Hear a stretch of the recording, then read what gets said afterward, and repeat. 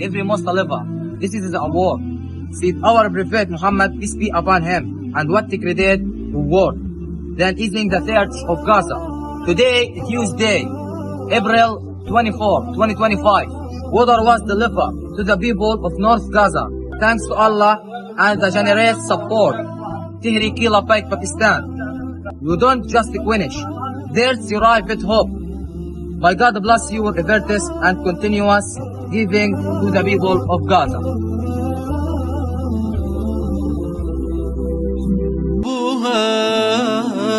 صفحات نملأها قصائد حلم ننشده بالحب سننشدها بيديكم نكتبها صفحات نملأها قصائد حلم ننشده بالحب سننشدها ألحان